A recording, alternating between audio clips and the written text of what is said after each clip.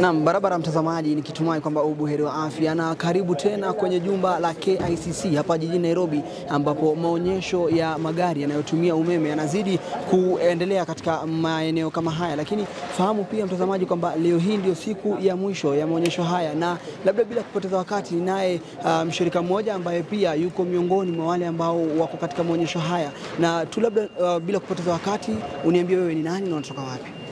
So my name is Ken Moniki from Loxia Limited.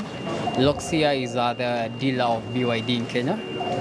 With us we have the BYD seal today. We were showcasing the BYD seal. This one has a battery capacity of 82 kilowatts. It's able to do 580 kilometers on a full charge. This one is a sport car. It's a 5-seater. With it you can be able to do as fast as 4 seconds, 0 to 100 kilometers per hour. So that is the speed, 4 seconds between 0 to 100 km per hour? Yes. Na labda tu nikuulize kuhusiana na gari hili ambayo inaonekana kuwa maridadi zaidi. Gari hili labda manufaa yake ni gani katika jamii? So number one, you get to conserve the environment. The second thing, you have a lower cost of operation. Since hii gari tunajua stima ni cheaper compared to fuel.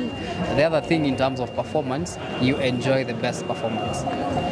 Kumekuwa na madai kwamba huenda hizi gari zitakapokuja na kuingia katika market labda ama kuingia katika soko, huenda ikapambana na kustawisha mazingira zaidi na hata kuboresha afya. Je, madai haya ni ya kweli? Madai hayo ni kweli because number one, these cars are zero emission. That means they are emitting zero carbon to the environment. Yeah. Na labda tu kama una uwezo wa kutuonyesha gari hii vipi inafanya kazi, itakuwa bora zaidi. Ndio. Okay. So hapa gari hii ni ya kisasa. No. Kufungua mlango unafinya hii button hapa, that is called keyless entry. Hapa pia inakuja na a card, it's called an NFC card. You scan the card here to open the car. It's very sleek. Ukifungua hapa unapatana na leather seats. These are leather seats, ventilated seats.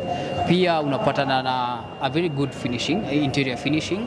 You have a digital dashboard there, shows you how many kilometers you have left and the percentage of electricity that you have. Uko na screen kubwa pale, 15 inches of infotainment screen. Pale utaweza kuconnect simu yako, kufanya navigation, mziki, ukitaka pia na kutext, SMS, WhatsApp, you do from that screen there. Kuna control AC from that screen. The car comes with synthetic leather seats. These are bucket seats. Pia utapata iko na a moonroof. Yes.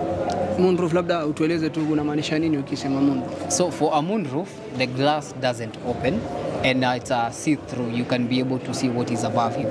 Yes. Na labda tu tukiangalia kwa haraka. Ndiyo. Gari hii labda inaweza kumfaidi sana pia yule mtu ambaye anaishi na ulemavu, ama labda kama haiwezi, mna mipango ya kuleta magari ambayo huenda yakawafaidi watu wanaoishi na ulemavu? So yeah, in future plans, they are planning to introduce more models. Currently we have 4 models in Kenya, but as time goes, we will introduce more models that are able to be driven even through other means. Yeah. Gari haya labda nikitaka kuipata gari hii nitaipata wapi? Bei ni gani na nyinyi wenyewe mtawapata wapi? Ukiangalia mtandaoni utaangalia Loxia.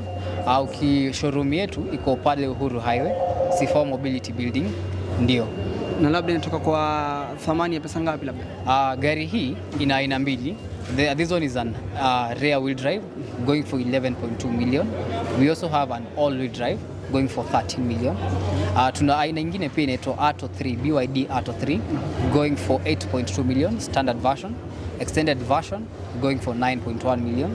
Vile pia tuko na BYD Dolphin going for 7.2 million.